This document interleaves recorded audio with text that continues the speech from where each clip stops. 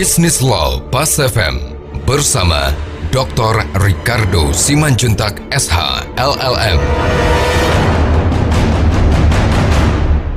Mitra bisnis, hari ini kita membahas tentang pengertian dari force majeure. Mitra bisnis, saya sudah jelaskan bahwa kontrak bisnis adalah merupakan satu hubungan hukum yang terbangun dari satu keinginan dari masing-masing peserta berkontrak untuk menyepakati tata cara pelaksanaan bisnis yang diyakininya akan memberikan hasil yang menguntungkan dirinya atau menciptakan profit pada akhirnya. Itu artinya, mitra bisnis, bahwa tidak dimungkinkan bagi para pihak atau bagi salah satu pihak untuk tidak melaksanakan kewajibannya. Karena setiap kali salah satu pihak tidak melaksanakan kewajibannya, maka tujuan yang direncanakan atau tujuan yang sedang ditunggu oleh mitra berkontraknya tidak akan tercapai. Itu membuat mitra kontrak tadi akan mengalami kerugian. Karena dia mengalami kerugian akibat dari tidak performnya mitra bisnisnya, maka hukum berdasarkan pasal 1243 Perdata akan memberikan hukuman, akan menghukum orang yang tidak perform tadi, orang yang one prestasi tadi, untuk membayar kerugian yang dialami oleh mitra berkontrak yang dirugikan. Itu bisa dalam bentuk pengembalian biaya, ganti rugi, atau consequential loss, termasuk juga bunga. Artinya,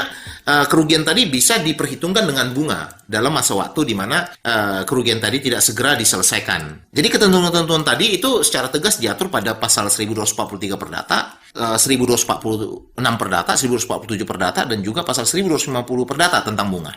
Nah, dalam pelaksananya, kita lihat pengertian umum tadi bahwa pihak yang melakukan one prestasi akan dihukum untuk membayar ganti rugi, akan tetapi tidak selalu penghukuman ganti rugi tersebut bisa dapat dilakukan, khususnya apabila pihak yang dinyatakan tidak dapat memenuhi kewajiban tadi membuktikan bahwa dia tidak bisa memenuhi kewajiban bukan karena dia tidak mau, tapi ada faktor eksternal, faktor luar yang menghalangi dia untuk melaksanakan kewajibannya, untuk perform, ya, menghalangi dia untuk melaksanakan kewajibannya. Di mana kekuatan eksternal tersebut merupakan kekuatan yang tidak pernah dibayangkannya terjadi, artinya tidak pernah diketahuinya akan terjadi, dan dia juga tidak mempunyai kontribusi dari proses terjadinya halangan eksternal tadi, dan dia sendiri sudah berupaya untuk menghindar atau untuk mencari cara untuk mengatasinya, dan dia tidak bisa. Nah, hal-hal tersebut membuat pihak yang tidak bisa melakukan tugasnya tadi dibebaskan dari hukuman atas satu doktrin yang disebut dengan force majeure. Jadi mitra bisnis, bahwa force majeure adalah merupakan satu pengecualian yang diberikan oleh hukum, di mana hukum tidak akan menghukum pihak yang tidak dapat melakukan kewajibannya. Force majeure ini merupakan satu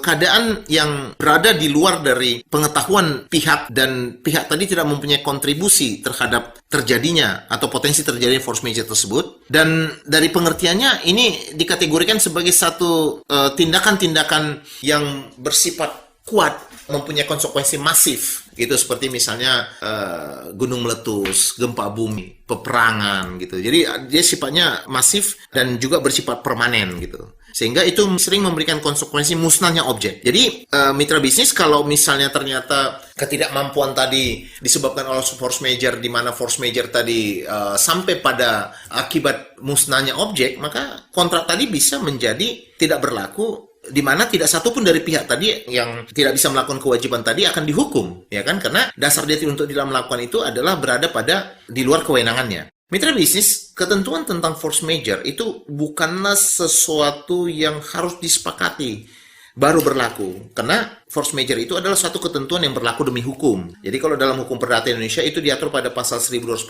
Perdata. Jadi tanpa diperjanjikan pun force majeure merupakan satu alasan pemaaf, ya, bagi pihak yang tidak bisa melakukan kewajibannya, dengan membuktikan bahwa dia tidak melakukan bukan karena tidak mau, tapi adanya satu faktor eksternal yang berada di luar dari kewenangan dia yang membuat dia tidak bisa melaksanakan. Jikapun tidak ada, otomatis force majeure itu timbul. Jadi biasanya kan prinsip dari suatu kontrak itu dia kan bersifat umum dan bersifat khusus, ya kan? Kalau bersifat umum sudah diatur dalam undang-undang, maka pihak berkontrak tanpa menyebutkan pun undang-undang tadi otomatis berlaku bagi dia. Sama seperti misalnya kita membeli TV. Kalau kita membeli TV kan tidak ada perjanjian jual beli, ya kan? TV kan itu kan perjanjian jual beli, ya kan? Tapi kan kalau kita beli TV, atau nggak usah TV deh, atau radio deh, atau mungkin kita cari yang lebih murah sedikit, yang lebih gampang aja, atau handphone deh, gitu. Kita beli handphone kan relatif ini kan tidak ada perjanjian jual beli, yang ada kan cuma kwitansi doang, dengan term of condition ada di belakang kan gitu kan. Nah, berarti kan tidak ada kesepakatan jual beli sana, tidak berarti bahwa kita tidak punya perjanjian jual beli dengan penjual handphone tadi. Kita tetap punya perjanjian jual beli. Tapi perjanjian jual beli kita dilandasi oleh ketentuan hukum umum yang berada di KUA Perdata, ya kan? Itu dimulai dari pasal 1457 Perdata ke atas. Jadi dia mengatur itu.